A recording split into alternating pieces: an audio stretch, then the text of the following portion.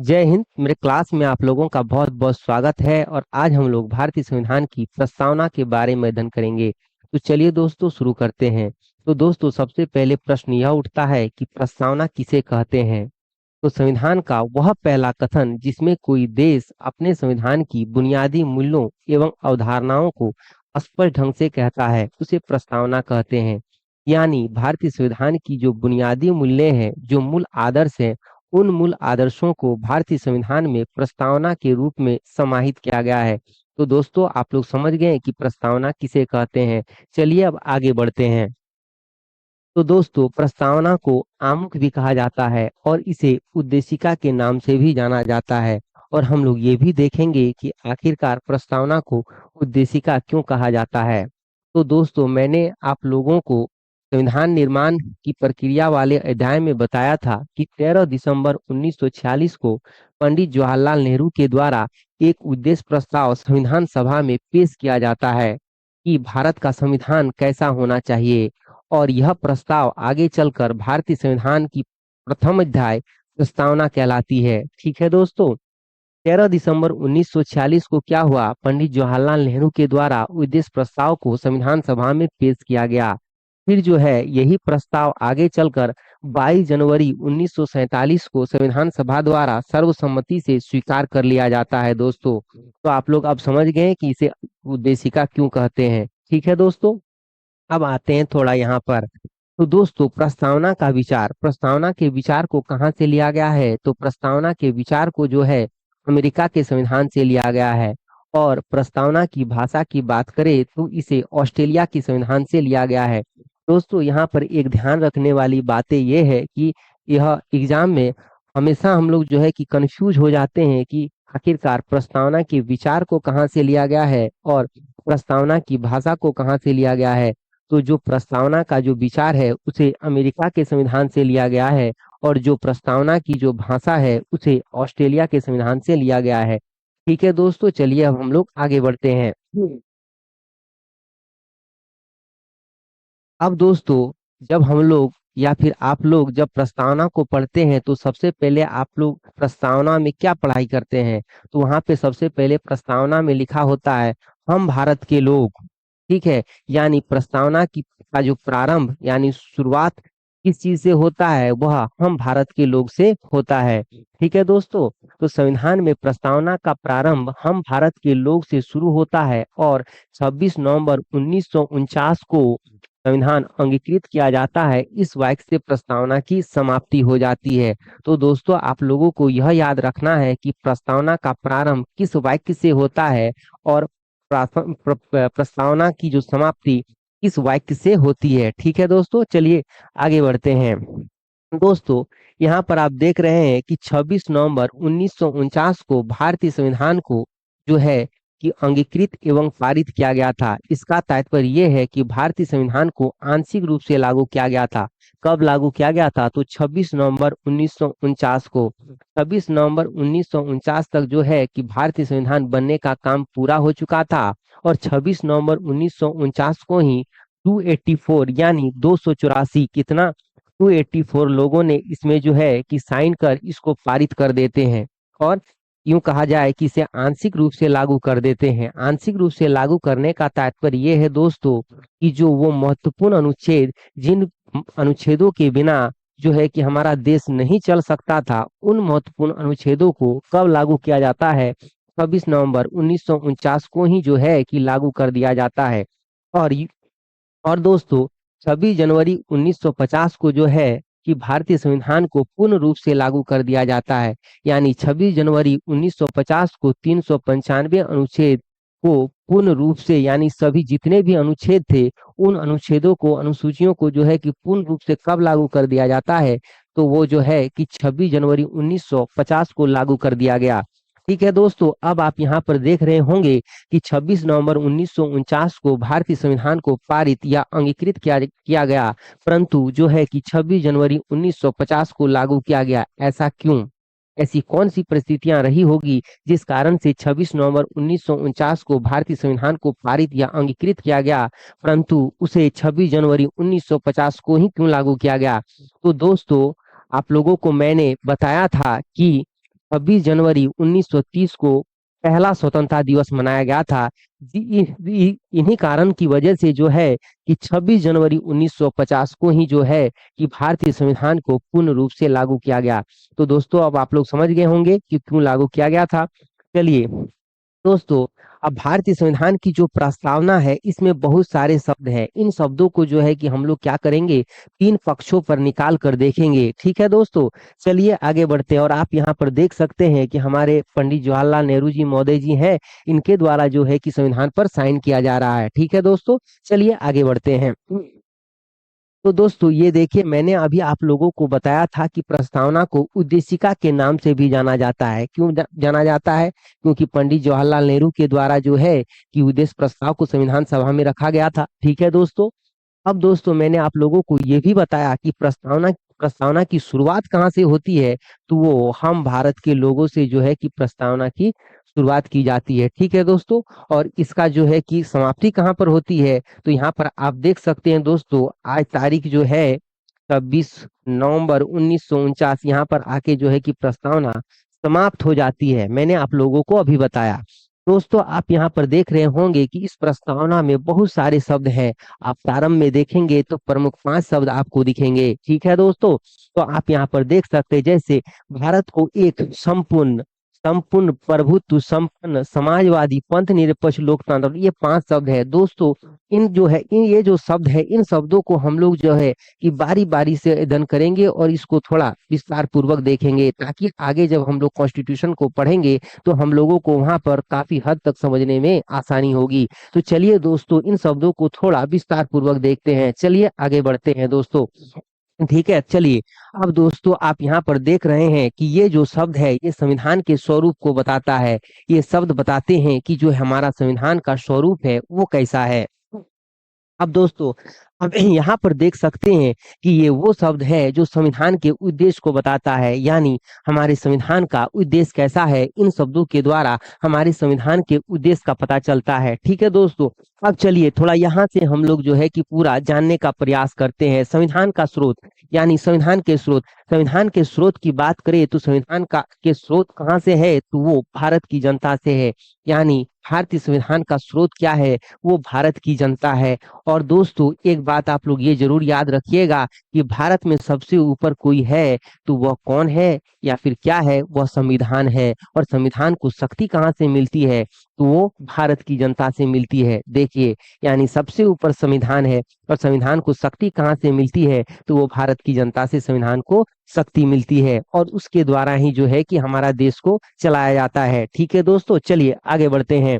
अब दोस्तों थोड़ा ये इन शब्दों को देखते हैं जिसके द्वारा जो है कि संविधान का स्वरूप का पता चलता है। ठीक है दोस्तों, संपूर्ण प्रभुत्व संपन्न। अब थोड़ा यहाँ पर आइए दोस्तों, संपूर्ण प्रभुत्व संपन्न।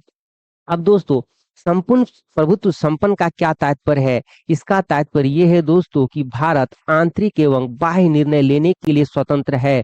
भारत किसी के नियंत्रण में नहीं है।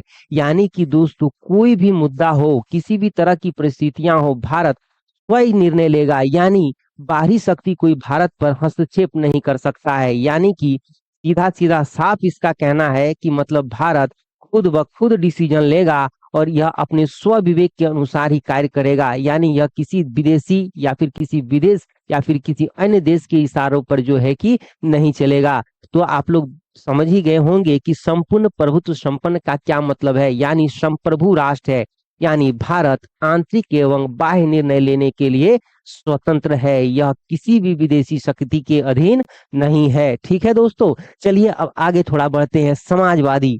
समाजवादी शब्द लोगों में समानता को दर्शाता है दोस्तों। यानी चाहे वह कोई गरीब हो या अमीर हो, यह क्या करता है, समानता को दर्शाता है। अगर हम लोग यूरोप की बात करें तो यूरोप में समाजवादी शब्द का प्रयोग कार्ल मार्क्स के द्वारा किया गया था। वहां पर दोस्तों गरीब लोग और अमीर लोगों के बीच एक जो है कि विचारधारा चल रही थी, और यह विचारधारा यूरोप में आगे चलकर एक संघर्ष का रूप ले लेती है। और यह संघर्ष जो है कि बहुत ही बड़ा संघर्ष का रूप ले लेती है दोस्तों। और जो है ऐसा कहा जाता है कि यूरोप में गरीब वर्ग के जो लोग हैं उन लोगों को समानता संघर्ष के बाद ही मतलब जो है कि मिल रही थी। तो ये जो है हमने जो बात किया यह यूरोप के बारे में कहा, लेकिन भारत में दोस्तों, भारत में कैसा समाजवाद है? तो यहाँ पर लोकतंत्रात्मक यानी लोकतंत्रात्मक समाजवाद है। यहाँ का जो समाजवाद है दोस्तों, यहाँ पर समानता, यहाँ पर जो समानता आपको मिलेगी वह आपसी भाईचारा, आपसी मेल मिलाप के तरह ही मिलेगी। यानी कि दोस्तों यूं कहा जाए कि यहाँ का समाजवाद जो है पंडित जवाहरलाल नेहरू और गांधीवादी विचारधारा से प्रेरित है। यहाँ पर संघर्ष की कोई स्थिति उत्पन्न नहीं होती है। ठीक है दोस्तों, तो आप लोग ये भी समझ गए होंगे कि यह समाजवादी शब्द से क्या तात्पर्य है दोस्तों। अब चलिए थोड़ा आगे बढ़ते हैं। पंथ निरपेक्ष, अब पंथ निरपेक्ष आपको देखने को मिलेगा और कहीं कहीं आपको धर्म निरपेक्ष भी देखने को मिलेगा। ठीक है दोस्तों, तो पंथ निरपेक्ष या धर्म निरपेक्ष से तात्पर्य यह है कि भारत का कोई धर्म नहीं होगा, हमारे राज्य का कोई धर्म नहीं होगा, हमारे राष्ट्र का कोई धर्म नहीं होगा। यदि धर्म होगा तो वह व्यक्ति विशेष का होगा। देखिए दोस्तों, कितना सुंदर जो है कि हमारा संविधान है, कह रहा है कि हमारा देश का कोई धर्म नहीं होगा, हमारे राष्ट्र का कोई धर्म नहीं होगा, हमारे राज्य का कोई धर्म नहीं होगा। वह धर्म होगा तो वह व्यक्ति विशेष का धर्म होगा। इसका तात्पर्य यह है दोस्तों कि आप किसी धर्म का जो है कि अनुसरण कर सकते हैं, उसका आचरण कर सकते हैं, उसका पालन कर सकते हैं, उसका प्रचार कर सकते हैं, उसका प्रसार कर सकते हैं। ठीक है दोस्तों, तो देखिए भारत का संविधान धर्म निरपेक्ष निरपेक्ष की बात भी करता है और वह आपको धर्म पालने, उसका आचरण करने, उसका प्रचार प्रसार करने का अधिकार भी देता है। तो दोस्तों धर्म निरपेक्ष से तात्पर्य ये है, ये मान के चलिए कि भारत का कोई भी धर्म नहीं होगा और भारत कोई भी धर्म को बढ़ावा नहीं देगा। ठीक है दोस्तों, तो अब आप लोग समझ ही गए होंगे कि पंथ निरपेक्ष या धर्म निरपेक्ष किसे कहा जाता है। ठीक है दोस्तों, अब हम लोग थोड़ा आगे बढ़ते हैं। डेमोक्रेसी यानी लोकतंत्र। लोकतंत्र क्या है? इसको अगर शॉर्टकट फॉर्म में समझे, यूं कहें कि जिसमें जनता शासन के लिए जानी जाती हो, ऐसी शासन व्यवस्था जिसमें जनता शासन के लिए जानी जाती हो। जनता प्रत्यक्ष या अप्रत्यक्ष रूप से प्रतिनिधियों का चुनाव करती है और वही प्रतिनिधि एक सरकार के रूप में हमारे देश को चलाते हैं। अब समझ गए दोस्तों, यानी ऐसी शासन व्यवस्था जिसमें जनता शासन के लिए जानी जाती हो। और दोस्तों ये जो आप लोकतंत्र देख रहे हैं, यह लोकतंत्र शब्द खुद ब खुद एक विस्तृत शब्द है, ऐसा नहीं है। आप दो शब्दों में, दो लाइन में कह दिए कि जिसमें जनता शासन शासन के लिए जानी जाती हो उसे ही लोकतंत्र कहते हैं, या फिर जनता का शासन को लोकतंत्र कहते हैं, या फिर जो है, तो लेकिन ऐसा नहीं है दोस्तों। अगर जब आप लोकतंत्र के बारे में पढ़ेंगे, डेमोक्रेसी के बारे में पढ़ेंगे, आप एनसीईआरटी बुक को उठाकर देखेंगे तो लोकतंत्र एक खुद ब खुद विस्तृत दस्तावेज के रूप में है। ठीक है दोस्तों, या ठीक है, अभी इतना ही काफी है। चलिए हम लोग आगे बढ़ते हैं। अब आते हैं दोस्तों थोड़ा गणराज्य या गणतंत्र। गणराज्य या गणतंत्र किसे कहते हैं? गणतंत्र, गण मतलब होता है जनता। ठीक है दोस्तों, पहले क्या हुआ करता था कि पहले ऐसा था कि राजा का बेटा ही राजा होगा, लेकिन अब ऐसा नहीं रहा दोस्तों। पहले क्या हुआ करता था कि राजा का बेटा ही राजा होगा, उसके बाद अमीर का बेटा ही अमीर होगा। लेकिन आज हमारे देश में ऐसा नहीं है। आज हमारे देश में गणतंत्रात्मक व्यवस्था है दोस्तों, यानी कि जो है क्या है कि कोई ऐसी व्यवस्था नहीं है, यहाँ पर वंशानुगत व्यवस्था नहीं है। यह जनता प्रतिनिधियों को अप्रत्यक्ष या प्रत्यक्ष माध्यम से चुनेगी और वही प्रतिनिधि सरकार के रूप में हमारे देश को चलाएंगे। तो समझ गए दोस्तों गणतंत्र से क्या तात्पर्य है। ठीक है दोस्तों, अब थोड़ा यहाँ पे आते हैं दोस्तों। ये वो शब्द है जो संविधान के उद्देश्य को जो है कि बतलाता है। ठीक है दोस्तों, अब आते हैं न्याय। यहाँ पर भारतीय संविधान में 3 प्रकार के न्याय की बात कही गई है: सामाजिक, आर्थिक और राजनीतिक न्याय। सामाजिक न्याय से तात्पर्य यह है दोस्तों कि कोई भी व्यक्ति यानी भारतीय लोगों को किसी भी जाति का हो, किसी भी धर्म का हो, ठीक है दोस्तों, उसमें जो है कि सभी को समान बनाने का प्रयास किया गया है। यानी आप यह कहकर किसी के साथ भेदभाव नहीं कर सकते हैं कि यह अन्य जाति का है, अन्य धर्म का है। तो यानी सामाजिक दृष्टि से भी जो है कि समानता की बात की गई है, सामाजिक न्याय की बात कही गई है दोस्तों। अब आते हैं थोड़ा आर्थिक दृष्टि से। ठीक है, आर्थिक न्याय। आर्थिक न्याय से तात्पर्य है दोस्तों कि चाहे गरीब हो चाहे अमीर हो, सभी को जो है कि जो समान बनाने का प्रयास किया गया है। ऐसे यहाँ भारत का संविधान गरीब और अमीर दोनों को एक तरह से समान बनाने का प्रयास किया गया है। ठीक है दोस्तों, अब राजनीतिक न्याय से तात्पर्य है दोस्तों कि भारत के सभी लोगों को राजनीति में भाग लेने का अधिकार है। चाहे वो गरीब हो, चाहे वो अमीर हो, चाहे वो किसी भी जाति का हो, चाहे वो किसी भी धर्म का हो, चाहे वो महिला हो, चाहे वो पुरुष हो। यानी कि हमारे देश में इतनी विविधताएं हैं और इन विविधताओं के बावजूद भी जो है कि सभी को जो है कि राजनीति में भाग लेने का अधिकार है। सभी लोग जो है कि वोट दे सकते हैं, मतदान कर सकते हैं और जो है कि चुनाव भी लड़ सकते हैं, चुनाव में खड़ा भी हो सकते हैं। तो अब दोस्तों आप लोग ये भी समझ गए होंगे कि राजनीतिक न्याय से क्या तात्पर्य है। अब दोस्तों थोड़ा यहाँ पर आते हैं स्वतंत्रता। अब दोस्तों भारतीय लोगों को स्वतंत्रता दी गई है, ऐसी स्वतंत्रता जिसमें वह खुद का विकास कर सके और खुद के विकास से समाज का विकास हो और समाज के विकास के साथ साथ देश का भी विकास हो। और दोस्तों आप लोग एक बात ये भी ध्यान रखिएगा कि आपको ऐसी स्वतंत्रता प्राप्त नहीं है कि आपका मन आया जिसका गला चेप दिए तो और आपने उसको मार डाला। भारतीय संविधान के द्वारा आपको ऐसी स्वतंत्रता दी गई है जिसमें आप अपने स्वतंत्रता का ख्याल रखें और अपने स्वतंत्रता का ख्याल के साथ ही दूसरे की स्वतंत्रता का भी आपको ध्यान में रखना है।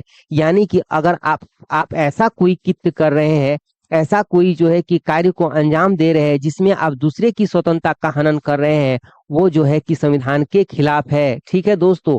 अब एक एग्जाम्पल के तौर पर आपको हम समझा रहे हैं। मान के चलिए कि आप कहीं पर सिगरेट पी रहे होंगे और जो है कि दूसरा व्यक्ति वह जो है क्या बोलते हैं, उसने आपको कहा कि नहीं भाई आप थोड़ा दूर चले जाओ। ठीक है। अब तो आप बोलोगे वहां पे तो हमें सिगरेट पीने की स्वतंत्रता है, लेकिन नहीं, यह स्वतंत्रता आपको नहीं है। अब ये आप स्वतंत्रता कब होता है इसको भी जो है कि आपको बाद में समझना पड़ेगा, क्योंकि आप तो सिगरेट पी रहे हैं लेकिन दूसरा व्यक्ति जो आपके पास खड़ा है आप उसकी स्वतंत्रता का हनन कर रहे हैं। ठीक है दोस्तों। तो आप ऐसा कोई कृत्य नहीं करेंगे, आप कोई ऐसा कार्य नहीं कर सकते जिससे दूसरे की स्वतंत्रता छिन जाए।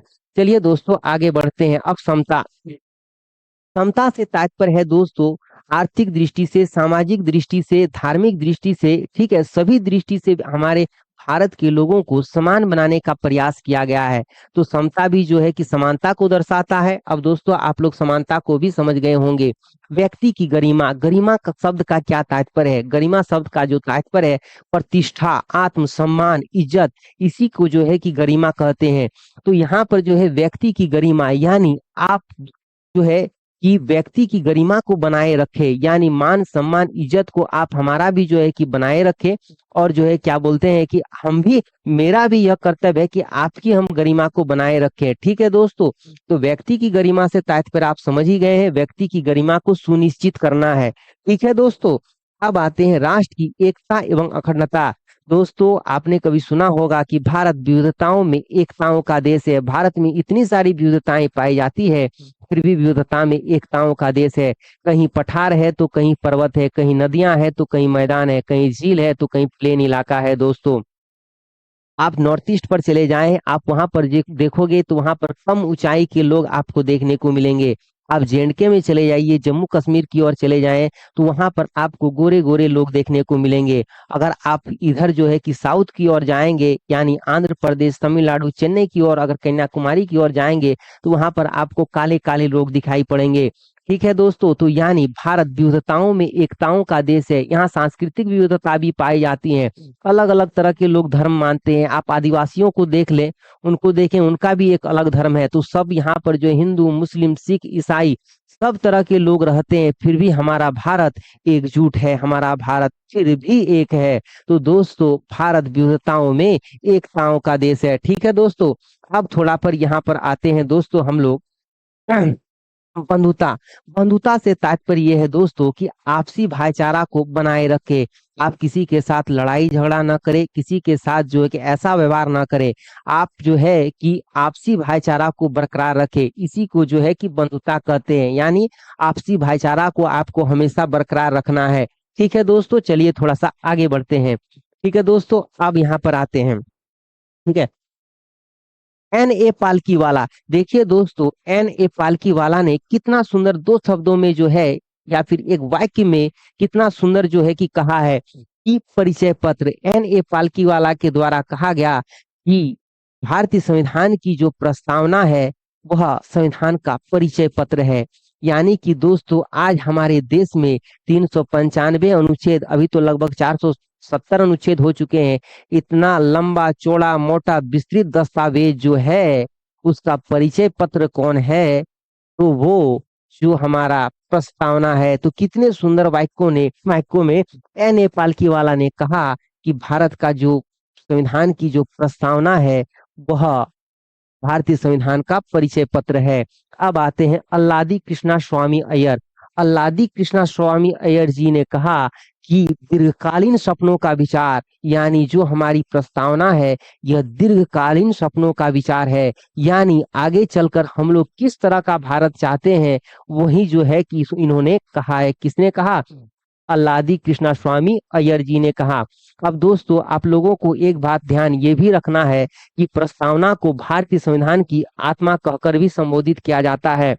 लेकिन दोस्तों आप लोग इस बात को एकदम दिमाग में सेट करके रखना है, ध्यान में रखना है कि अगर आप लोगों से पूछा जाए कि भारतीय संविधान की आत्मा किसे कहा जाता है, तो भारतीय संविधान की आत्मा प्रस्तावना को कहा जाता है। लेकिन यदि एग्जाम में ये पूछा जाए कि डॉक्टर बी आर अम्बेडकर के द्वारा भारतीय संविधान की आत्मा किसे कहा गया था, तो वो जो है आर्टिकल 32 यानी अनुच्छेद 32 को जो है, यानी संवैधानिक उपचारों के अधिकार को डॉक्टर बी आर अम्बेडकर के द्वारा संविधान की आत्मा कहकर जो है कि संबोधित किया गया है। इस चीज को दोस्तों आप लोग हमेशा याद रखिएगा। ये सवाल हमेशा पूछा जाता है कि डॉक्टर बी आर अम्बेडकर ने जो है कि किसे संविधान की आत्मा कहकर जो है कि संबोधित किया था, और भारतीय संविधान की आत्मा किसे कहा जाता है। ठीक है दोस्तों, चलिए आगे बढ़ते हैं। अब दोस्तों भारतीय संविधान में भारतीय संविधान की प्रस्तावना में अभी तक एक बार संशोधन किया गया है। कितना बार? तो एक बार संशोधन किया गया है। कब हुआ था यह संशोधन? हुआ था 42वां संविधान संशोधन अधिनियम 1976 में। 42वां संविधान संशोधन अधिनियम 1976 में हुआ, और इसमें 3 शब्द जोड़ा गया। कौन कौन सा? एक समाजवादी, दूसरा पंथ निरपेक्ष और तीसरा अखंडता।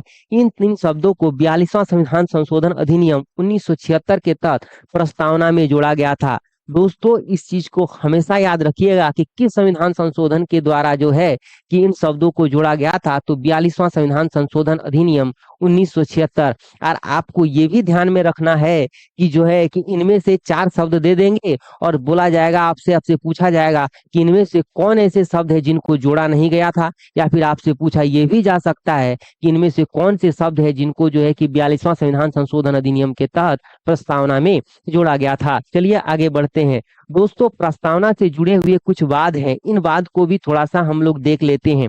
बेरूवादी संघवाद 1960।